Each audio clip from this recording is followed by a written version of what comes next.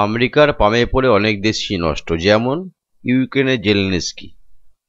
NATO দেশের সদস্য হয়ে বলে আমেরিকা পাম দিল। আমেরিকা চাইলো যে রাশিয়াকে টাইট করার জন্য আমাকে ইউক্রেনটাকে দরকার, ওকে যদি ন্যাটো সংগঠনের ভিতরে আমরা আনতে পারি তাহলে এশিয়া মহাদেশের ওপরও হস্তক্ষেপ করতে পারবে আমেরিকা, কারণ ও বিশ্বের দাদা। কিন্তু জানে না ওখানে আমেরিকার বাবা রাশিয়া আছে। এখন সেটা হাড়ে হাড়ে সবাই জানতে পারছে, আমেরিকা নিজেও। যে আমেরিকা এবং ন্যাটো সদস্যভুক্ত দেশগুলো একসঙ্গে ইউক্রেনকে অস্ত্র শস্ত্র দিয়ে রাশিয়াকে টাইট করতে গেছিল, তারা এখন ছেড়ে দে মা কেঁদে বাঁচি অবস্থা। আর এই মাথা মোটা জেলেনস্কি পুরো ম্যাড, আজকে বকরির পাঁঠা হয়ে গেছে।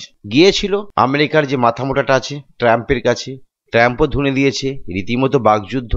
ট্রাম্প বুঝতে পেরেছে যে ইউক্রেনকে এখন আর হেল্প করা যাবে না, কারণ রাশিয়া বেশিরভাগ ইউক্রেনের যে খনিজ সম্পদগুলো আছে সেই সব এলাকাগুলো দখল করে ফেলে, তার কিছুই নেই।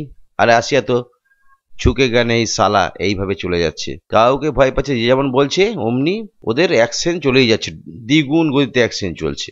তাই জেলেনস্কি বলছি, আমেরিকার কথা আজ পর্যন্ত যে দেশ শুনে সেই দেশই ধ্বংস হয়েছে। আমেরিকা পারে কি করতে জানেন?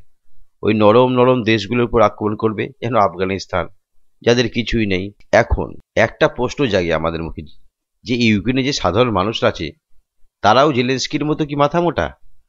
আজকে ন্যাটো সদস্যভুক্ত হবে বলে আজকে দেশটা উচ্ছন্নে চলে গেল, অন্তত 150 বছর পিছিয়ে গেল দেশটা, যে দেশটা উন্নতির শিখরে যাচ্ছিল আস্তে আস্তে। আজকে এক জেদ ধরার জন্যে আজ ইউক্রেনের এই অবস্থা। আর রাশিয়া বর্তমানে এখন দাদা। তাই আমেরিকা এখন ইউক্রেনকে ছেড়ে রাশিয়ার সঙ্গে বন্ধুত্ব করতে চাইছে, কারণ রাশিয়ার সঙ্গে বন্ধুত্ব না করলে আমেরিকার অস্তিত্বও কিন্তু মুছে যাবে। আস্তে আস্তে বিশ্বের দাদা রাশিয়াই হবে।